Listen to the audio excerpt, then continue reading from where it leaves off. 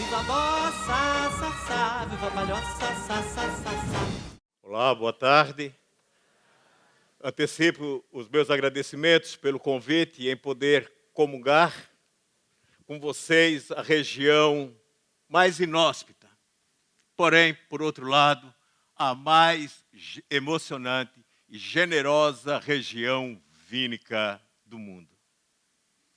Sou catarinense, porém fiz minha carreira profissional em São Paulo como sommelier, e esta paixão pelo vinho me obrigou a ler mais de 200 livros temáticos, botar a mochila nas costas e sair pelo mundo, conhecendo as mais diferentes regiões vínicas na América, na Europa, na Ásia e na Oceania.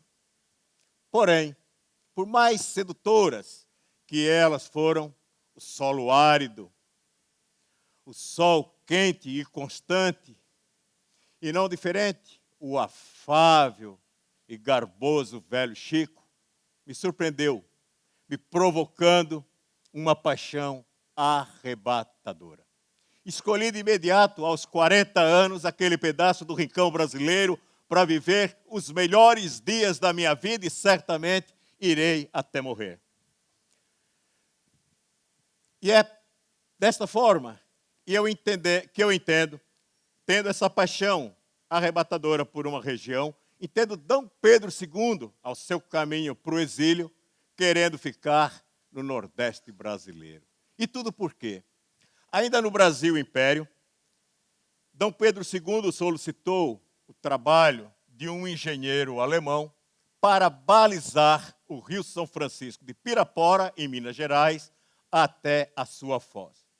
Com este documento na mão, D. Pedro II veio para o sertão em 1859 para pessoalmente conhecer os potenciais energéticos do querido velho Chico.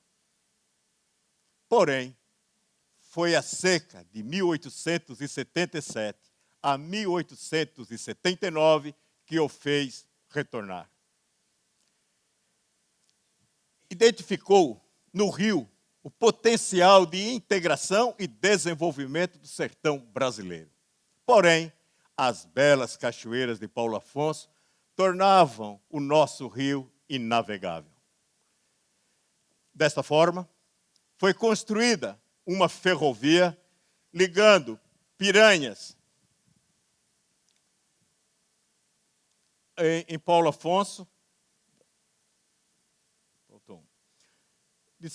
ligando Piranhas, em Alagoas, até Petrolândia, em Pernambuco. E os vinhos do sertão começaram a nascer. Tudo porque esta estação em Petrolândia e Porto gerou um desenvolvimento socioeconômico muito grande e o fez ser escolhida para sediar o primeiro projeto de colonização irrigado no Brasil. E aí, as sementes dos primeiros vinhos começaram a germinar. Começaram a brotar nas tristes, encharcadas trincheiras da guerra, tanto na Europa quanto na África. Todos personagens ligados ao vinho, todos vinhateiros em suas regiões de origem. Mas, como um complexo enredo de uma grande novela, esses personagens cruzaram os seus papéis e deram vida ao árido sertão, ofertando desenvolvimento e a nós prazeres nos nossos cálices, prazeres nas nossas mesas. Quando o projeto de irrigação foi implantado em Petrolândia, do outro lado do Atlântico, a Guerra Civil Espanhola promovia a migração de seus filhos para diferentes portos do mundo, e entre estes, o do Brasil. Aportou 2 amigos espanhóis, primeiramente em São Paulo, e posteriormente vieram para o sertão. Esses homens, saídos de Barcelona, eram José Molina, Alex Garula. Era um sertão de veredas. Não tinha estrada, não tinha oferta do que beber, não tinha oferta do que comer. Mas no coração eles tinham uma certeza, que as águas do Velho Chico, o sol constante, o ano inteiro, era a garantia de fartas safras anualmente. E desta forma, começaram a surgir os primeiros experimentos de uvas vitiviníferas, aquelas uvas especialmente para vinhos, ainda no sertão de Pernambuco, ainda pelas mãos de José Molina. Porém, a ditadura que seguiu a Guerra Civil Espanhola foi ainda mais cruel. Pior, eram aqueles que se posicionavam contra. Assim, entre arbustos, para não perceberem seu rastro de sangue, José Farres conseguiu chegar na aldeia Martoreles, 18 quilômetros distante de Barcelona.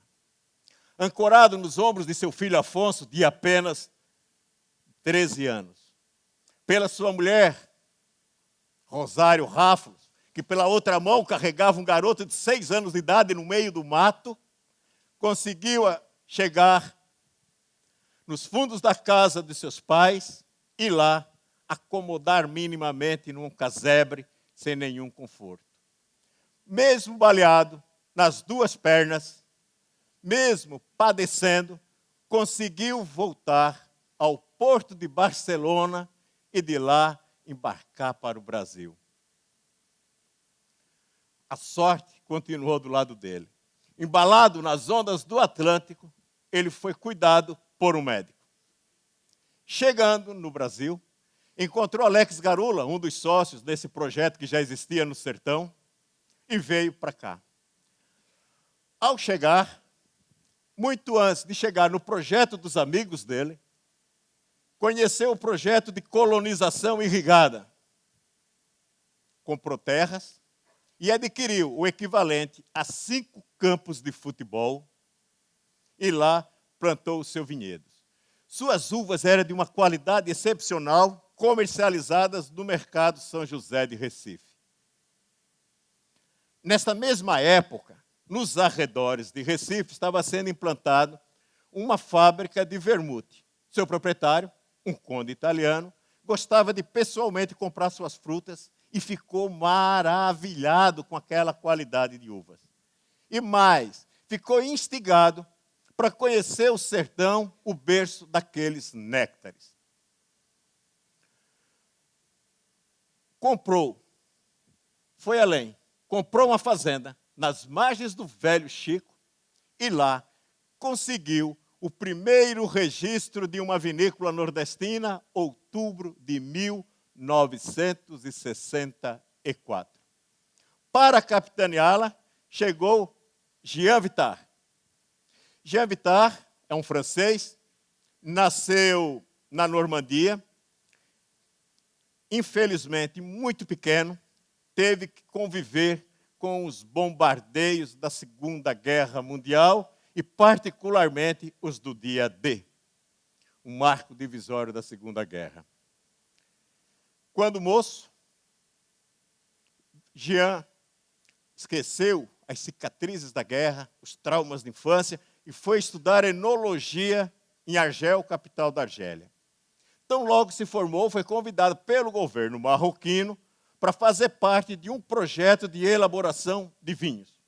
Porém, no meio do desenvolvimento do seu projeto, eclodiu a guerra com a França para a libertação de Marrocos. Jean teve que optar. Ou guerrear contra os seus amigos de universidade, ou guerrear contra os seus amigos de trabalho. Jean optou em vir para o Brasil. E desta forma, capitaneou os primeiros vinhos produzidos em grande escala no Nordeste. No mesmo Paraná que ele trabalhou, também foi criado Mamoru Yamamoto, filho de uma família, criadores de bicho da seda, para venderem exército americano matéria-prima dos seus paraquedas. Ele, nessa luta, quando a guerra acabou, ficaram sem clientes e eles definitivamente migraram para o interior, para o centro do Paraná. Oportunidade para Mamoru e Yamamoto se tornar o melhor e o maior, aliás, produtor de batata e café brasileiro. Mamoru visitou Califórnia, visitou Israel e descobriu nas similaridades com o Nordeste brasileiro, com a fartura de água do Rio São Francisco, região para ele vir e implantar. E desta forma, consorciando com as suas pescarias, começaram a brotar uma dezena de variedades de uvas específicas para os vinhos à margem do Velho Chico. Mas os nossos personagens ainda não haviam acabado. Do outro lado, ainda na trincheira da Segunda Guerra, ainda existia um outro autor. Luís de Pérsico, muito jovem, foi convocado pelo exército italiano para guerrear na Segunda Guerra Mundial. Porém, eram soldados fascistas, seguidores de Mussolini. Iam contra a sua ideologia. Desta forma, desertou, foi lutar na clandestinidade, tornou-se um soldado partizan e conheceu a Força Expedicionária Brasileira. Apaixonou-se pelo Brasil, veio embora, montou uma empresa em São Paulo e logo em seguida veio para o Nordeste brasileiro e implantou uma vinícola com grandes e potentes vinhos brasileiros. Mas afinal, nessa história, quem é o grande protagonista? O grande protagonista é o Velho Chico, que nasce pequeno, lá na Serra da Canastra, e se lança ainda muito tempo, a quase 200 metros na busca do mar, na Cachoeira Cascadantas. Depois de recomposto, sai serpenteando, lavando 5 estados, 500 municípios, e nas suas margens faz a felicidade dos ribeirinhos, alimentando a fome e a sede. Quando chega na travessia Petrolina-Juazeiro, faz um grande oásis, uma grande mancha verde, transformando as pessoas, criando desenvolvimento e oportunidades. Destes parreirais, destes extensos pomares, suas frutas chegam nas diferentes mesas, porque o Vale do São Francisco, a região mais árida do Brasil, é responsável pela exportação de 100% das uvas nacionais e também é responsável por 97% das exportações brasileiras de manga. E desta forma, as nossas frutas, irrigadas pelo garboso Velho Chico, chegam nas mesas mais exigentes de reis e rainhas nos 4 cantos do mundo e não diferente. Esta mesma capacidade de produção chega em nossos vinhos. E por que somos tão diferentes? Porque os grandes vinhos exigem verões quentes e secos. Se nós temos tanto sol, 3.100 horas de luz solar, não diferente, temos poucas chuvas. E quando ela nos acontece, sempre, no primeiro trimestre de cada ano, são muito bem-vindas. As igrejas se lotam em romarias para agradecer São José. E assim, produzimos, com este potencial, 2 safras anuais. E por conta disso, temos que quebrar paradigmas, porque nenhuma região no mundo tem essa capacidade. Desta forma, vocês verão, lado a lado, uvas descansando, uvas em brotação, uvas em floração, uvas sendo colhidas e uvas sendo vinificadas. E mais, o grande pensar do século XXI, vinho e saúde. Somos 10 vezes mais ricos, cientificamente comprovados, em resveratrol, a grande substância oxidante, quando comparado com qualquer vinho de qualquer região do mundo. Quero convidá-los a conhecer esta região magna. Não espere suas férias chegar. Vou deixar meus contatos e prazerosamente irei orientá-los, e se possível for, também recebê-los. E assim sendo, muito obrigado. Aqui.